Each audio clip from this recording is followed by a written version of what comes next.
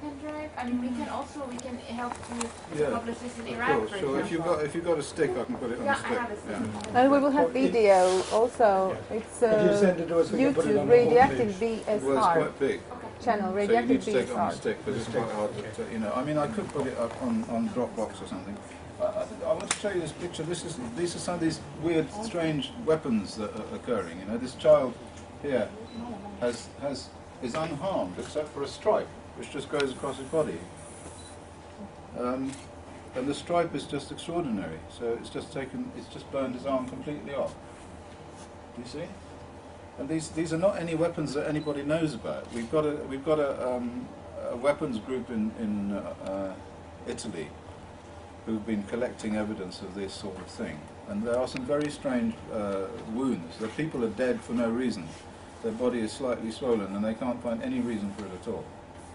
So this suggests to me that there may be some neutron type weapon out there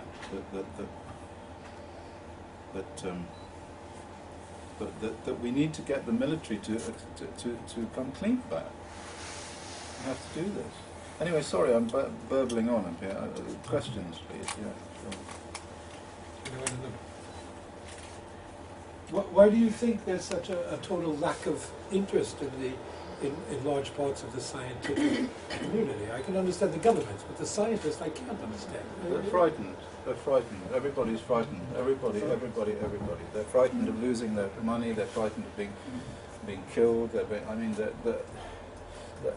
the moment we have Fukushima. I have to tell you that I'm really involved in there. I've been out to Japan.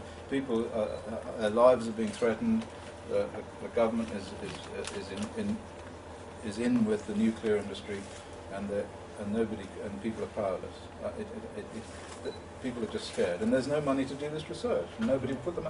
I was also interested in doing research on the Baltic Sea. The Baltic Sea is highly radioactive because of contamination from Chernobyl and weapons fallout, and people living along the shores of the Baltic Sea are dying as a result of this. We know from work by Martin Tondell that people in northern Sweden are dying as a result of cancer from Chernobyl at quite low doses. Now the problem in Sweden, you have the medical officer of health is a man called Lars Erik Holm. He is the person who is in charge of all research in Sweden into medicine and into these sorts of effects, and he is the ex-head of the International Commission on Radiological Protection. So he is like a top man in the nuclear industry. He is now advising the Japanese government that there will be no outcome from the Fukushima accident, that nobody will get sick. If anybody does get sick, it will be covered up. It is truly as bad as that. And what we're talking about, I have to tell you, is essentially a global attack on the integrity of the human genome. This stuff is not just in Fallujah. You know, we are all in Fallujah. This stuff was found in air filters at Aldermaston in the United Kingdom. And you know, your uncle dies of cancer. Your dog gets a breast tumor. Your mother gets cancer. Everybody is touched by this, and this is a consequence of weapons fallout, a consequence of all of the nuclear power stations that are exploded or don't explode, just push this stuff out all the time, routinely. And the whole thing is covered up all the time, and nobody can do anything about it because everyone is frightened. The only people who do it, like a few people like me who basically don't care and scratch along with, you know, hardly any money. But we do need a bit of money to do some of these measurements, or to survive. At the moment, I have to say I'm selling my house because I've been attacked so violently by people coming from the nuclear industry that my sources, normal sources of income, have been cut off. I'm normally supported by a couple of charities in the United Kingdom, Roundtree charities, Quaker charities, people doing good works and so on. So I can survive on a low level. But scientists can't, you know. Scientists work for universities. This study that we were going to do in the Baltic Sea, I was going to do with Ole Johansson at the Karolinska Institute. As soon as it got learned that we were going to do this study, Ole lost all of his research funding and they took his laboratory away from him. And that was months after Fukushima. Yeah, and that was just after Fukushima too. So these are big dogs. They've got a lot of power, and most people are frightened of them, and that's the answer to your question. Yes, please. Although there is a concentration on Fallujah, but in reality there is many areas in Iraq suffered from the same thing. If you go to Al Ansar Street in Najaf, we see in the same street about 52 persons suffering from cancer in the same time. Nowadays, 35 of them have been died. Many committees go to that place, and everybody say, and all the committees agree that there is no depleted uranium in that house. But you know, and you see now, it's unlogic thing that there is 52 persons in the same street in about 25 houses suffering from the same thing, is cancer, and there is nothing to do about them, and there is somebody say there is no depleted uranium here.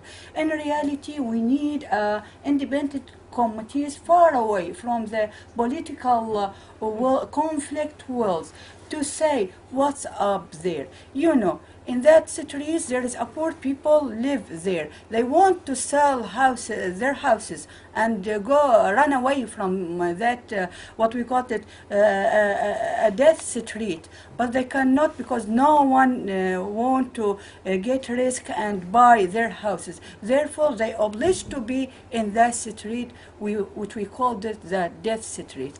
Thanks a lot. I mean that we shouldn't stress or concentrate on just one area, that Al-Fallujah. We have Al-Basra, many people suffering there. We have Al-Najaf, many people suffering on cancer. Even in Baghdad, the center of Iraq, we find the cancer like we have cool or you have suffer from influenza. Thanks a lot. Yeah. Yes, please. Yes, please. I have a question about how to deal with the problem. I mean, we cannot move all Iraqi people from all these places. Is there technologies to clean up? And if we know that is very expensive thing, and maybe never will be 200%, but is there willingness here in this room to put United States in the to pay for this damage to Iraq? And this is a question for you and for the Iraqi representative of regime in Iraq. I asked, did they, with all this knowledge, did they any time ask American to pay for this cleanup? Well, these are two questions really. The first question is, can you clean it up, and how much would it cost? And the second question is, you know, can you ask the Americans to pay damages for what they've done? We take the first question. You can probably clean up the environment, but I don't think that's the problem. I don't think that the environment is the problem anymore. I think it's the people. I think the uranium is in the people, and I think they are contaminated, and you can't really clean them up. That's the problem. You have destroyed the genome of these people, and so their children will have children who will have children who have children with congenital malformations, and this will go on. That's the first point. The second point is, what about the is making the Americans pay? Well, there is the Alien Talks something or another act. So it is possible to take the Americans to court for this. It can be done, but nobody will do it. Okay, for the second time, part, even though I'm here just to talk about uranium and its influence for Iraqi people and suffering for people, in reality I'm the representative of the Minister of Higher Education. I'm not representative for the government to give political statements here. When we were in Luleå, we asked to establish an international committee under the advice of United States to guarantee United Nations to be independent, to prove that there is, and give us a real percentage of depleted uranium in Iraqi environment and its impact on Iraqi people. We also asked them to give them what we call that compromise to the victims, and limit or specify the state and which person who are responsible for separate uranium, depleted uranium, not in Iraq and also in the regional states to Iraq, in the neighborhood. Yeah. Well, I was contacted by about a year ago, after the first paper was published, by the WHO representative for Iraq, who said that we should have a meeting in Turkey to discuss what is going to be done.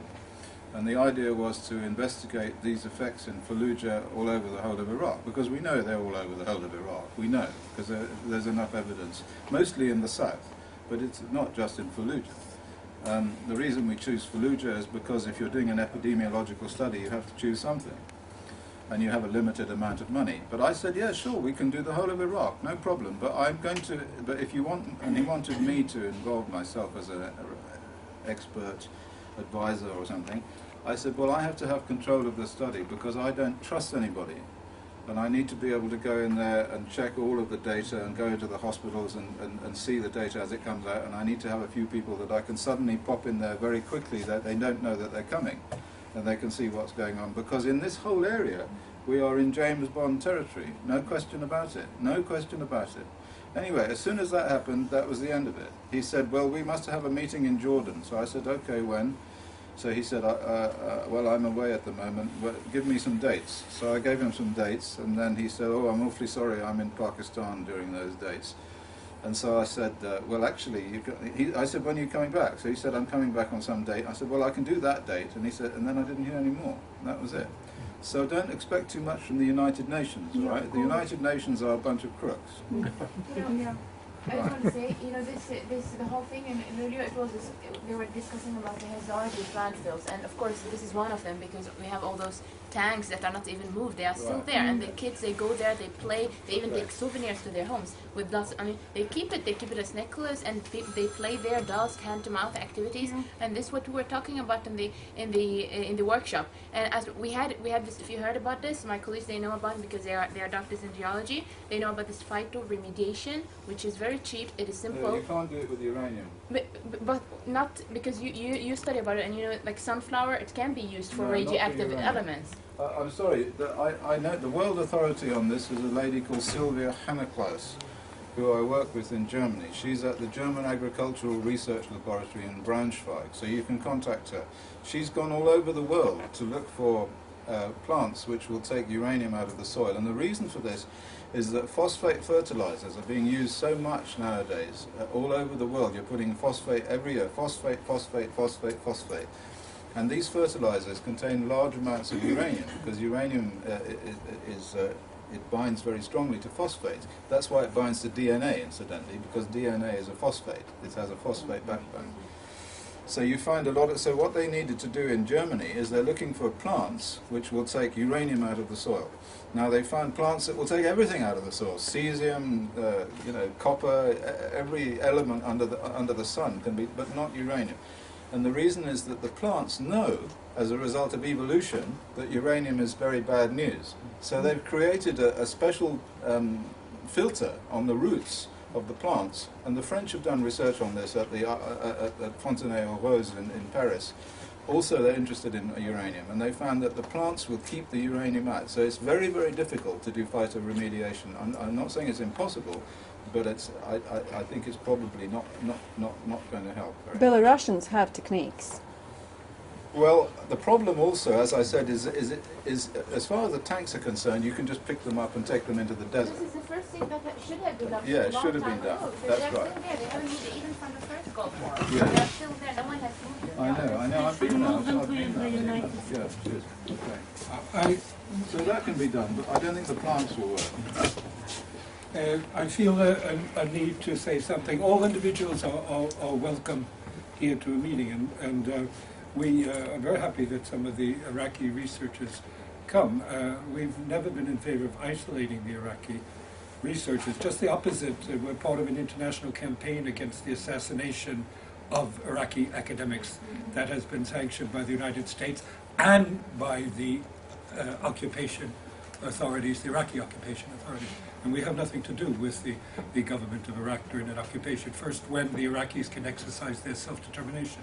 However, the fact that the United States now is, at least officially, even if we don't think it's correct, being forced to set a date to withdraw its troops, the fact that the Iraqi government under occupation feels itself under the pressure of the Iraqi people to make demands for the United States to get out and to take responsibility for this, I think just underscores the deep hatred for the occupation through wide sections of the Iraqi population. And we will continue to support the people of Iraq in reconquering their self-determination. And despite any of these disguises with Iraqization and secular divisions in the country that have been left as a result of the occupation. And we will continue from our side, together with the organizations that we work with, to defend the lives of the Iraqi academics, to be able to do their research, because in the end it's only the Iraqis themselves that are capable of doing this. And we think that once Iraq gets a government that is really representative of all the people of Iraq, this might be possible. And only then, maybe, can we have a situation in which it's possible to carry out research in different parts of the country. We know, the last time I met a doctor from Basra who explained that when the Americans occupied Basra, they forbade the people at the hospital from using computers to keep statistics on the cancer and the records and things like this. And this, of course, was supported by the puppets in Baghdad who gave orders to do whatever the Americans want to do. We're against the occupation of all these forces. We're for the Iraqis, for their self-determination and independence, and we think that this is one of the lasting effects of the war. We can't forget the occupation, we can't forget the war. The people of Iraq must not be left alone to pay the price of this occupation for generations to come. So thank you for coming today, and we hope that you continue to support the struggle of the Iraqis against the occupation and for full independence. Thank you for coming.